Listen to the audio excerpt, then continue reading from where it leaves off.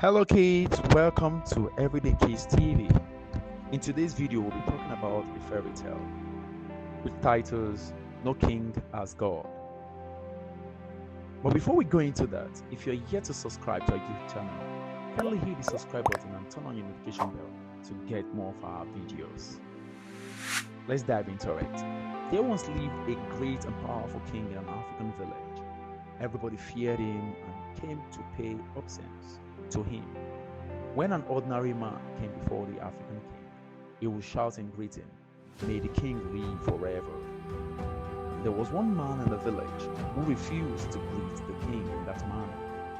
Instead, he would say, "There is no king like God."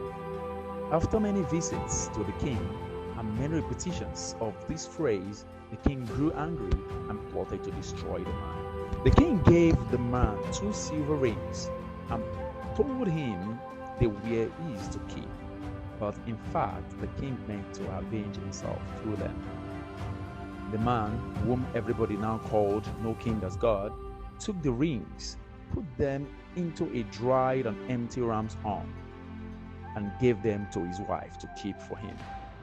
A week later, the king called No King as God and sent him into a distant village to tell the people to come and help build up the city walls. As soon as No King as God had gone, the king sent for his wife.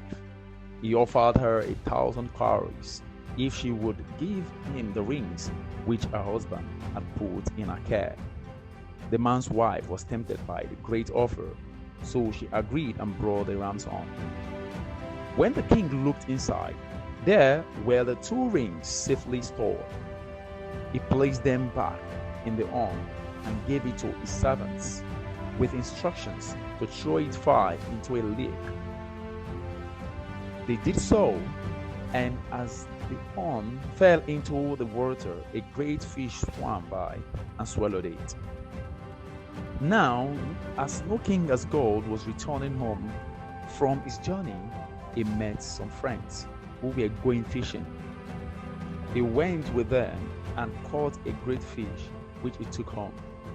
When he got home, he asked his wife, "Where is the precious rings?" But she replied that she couldn't find them. He was very disturbed and disappointed. They were still talking when a royal messenger came and told the man he was wanted by the king at once.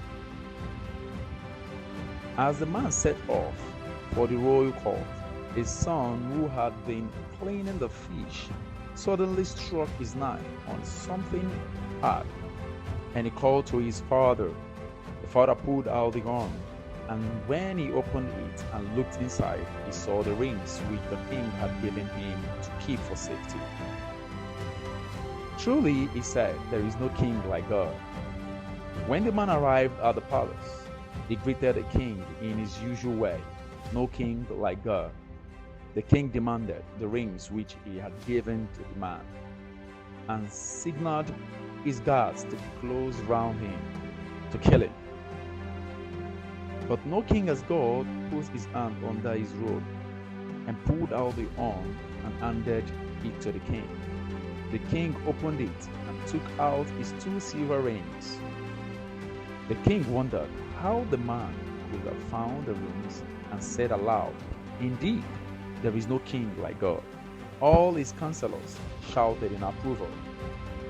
Then the king divided his city into 2 and gave half of it to No King as God to rule.